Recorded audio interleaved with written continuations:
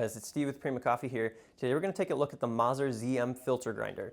It's a pretty high-tech filter grinder coming out from Mazzer with a lot of really awesome features that are probably going to change the game for a lot of people using, filter grinders on bar or even across different shops if you have multiple cafes. So inside we have 83 millimeter flat steel burrs. There's actually up to 4 different Burr styles that you can get for this grinder.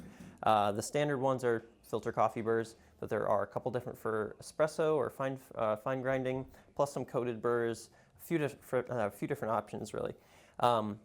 Obviously you'll notice we have this big digital screen up front, and that is because inside is a pretty robust electronic system. You'll also notice that there's no obvious way to adjust the burrs. I'll show you how to do that. There we go. They are electronically adjustable. The numbers that you see on the screen are actually microns, so that's the distance the burrs are from each other in real microns.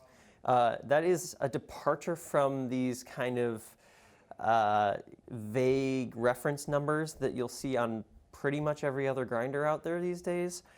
We're actually measuring the real distance between the burrs here, and that's going to be a tremendous game changer for anyone who's grinding coffee these days. And that's because we have a real reference point to use for grinding now. There's a stepper motor in the grinder that actually adjusts the burr distance from each other. And if you were to install new burrs, for example, it goes through a zeroing process to tell where the actual 0 point is between the 2 burrs. Now, retention in this grinder is actually also very small, and that's a big important step for making a consistent adjustment mechanism like this. Retention is on the along the lines of maybe half a gram at most, and most of that is actually in the slight channel between the bottom of the burrs and the catch cup or chute.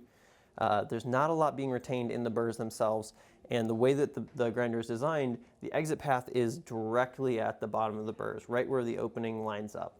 There's not a lot of nooks and crannies for the grinds to really get stuck in the burrs. With espresso you might see a little bit more, but because of the actual wind down RPMs after it's done grinding, a lot of that is actually going to get kicked out at the end. So really, really minimal retention, and that is going to make the zeroing and adjustment process a lot more accurate because you just don't have much coffee getting stuck in between the burrs. That also means, the electronic dosing also means that you can communicate settings more reliably and more accurately between different grinders. So if you're a shop and you've got 5 different cafes and you all are using the Mazzer ZM, you can say, here's the grind setting that we're actually using for our Ethiopian. It's 400 microns, and you can communicate that and reliably replicate that grind setting between each of your shops. Now there is some burr wear to account for. If one has been in service longer than another, that will affect the grind slightly. But this is going to be one of the most reliable ways to communicate setting between different grinders. You don't have to worry about how the grinder is calibrated. You don't have to worry too much about burr parallelism, because the zeroing process is also checking for parallelism. If something is off kilter, the grinder is going to have a problem actually zeroing the burrs, and you're going to know it. So really, really cool adjustment system there, and it's very easy to use and dial in a coffee as well. So you notice I have 4 different profiles that I can store here. They're all set for different burr distances. Now, learning the actual distance numbers might take a little getting used to, but it's still fairly easy. Somewhere in the 200 to 400 range is going to be most like single cup brews, going up to 500, 800 for larger batch brews. Somewhere in the 850 to 900 range might be very coarse for like cold brew or something like that. Also, it sort of depends on the coffees that you're using because they'll fracture differently as they're being ground. But still, it's a more precise and more accurate means of measuring grind setting. So taking a look at how to actually go into these settings, we have this adjustment wheel here. It has both a turning and a push button. So if I go into my setting here, I can actually just twist to change the burr distance and give it a tap again, and it will change immediately. If I really like that setting, I can go in and I can save it here, And I can choose either an existing profile that's been saved or choose an empty one. So if I want to save it to this, I'll just say, oops.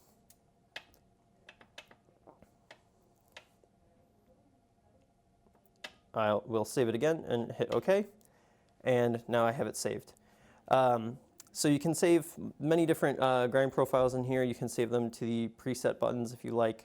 To do that, you just hold and select the profile that you want. Just give that a tap, and now we're saved. You'll also notice that when you make a selection, you get the name of the coffee or profile coming up. So that's a really great reference point, again, if you're storing multiple coffees in the profile settings. In the short list, they're basically just the Burr distance, so you can get a sense of where it's going to be in terms of actual Burr distance. Down below, we have sort of bayonet style swappable either chutes or catch cups. Really handy, if you have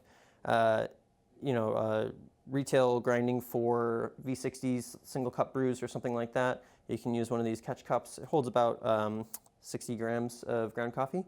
Or you can use a spout like this with a bag clip for grinding a retail bag. Now, in terms of actually